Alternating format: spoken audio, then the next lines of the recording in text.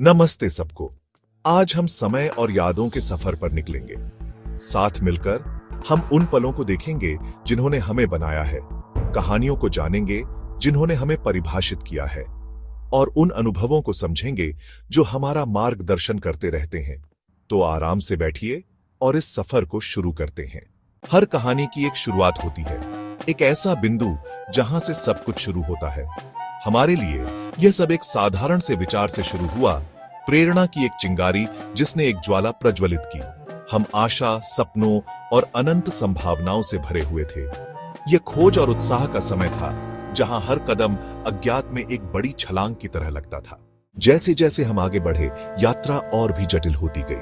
चुनौतियां सामने आईं और हमें उन बाधाओं का सामना करना पड़ा जिनकी हमने कभी उम्मीद नहीं की थी। लेकिन विपत्ति के इन्हीं क्षणों में हमें अपनी असली ताकत का पता चला। हमने सीखा, हम बढ़े और हमने डटे रहे।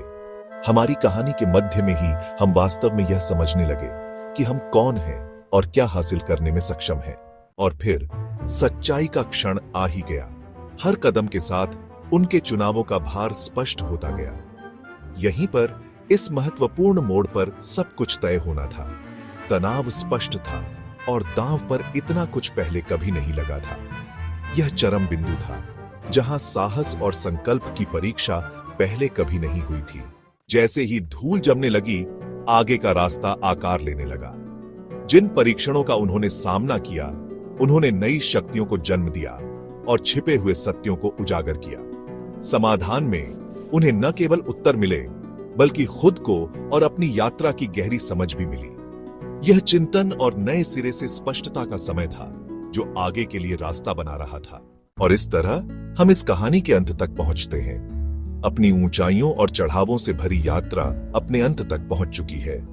लेकिन सभी अंतों की तरह यह भी एक शुरुआत है।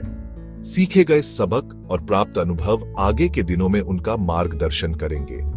यह केवल एक कहानी का अंत नहीं है, बल्कि एक नए अध्याय की शुरुआत है जो लिखे जाने की प्रतीक्षा कर रहा है।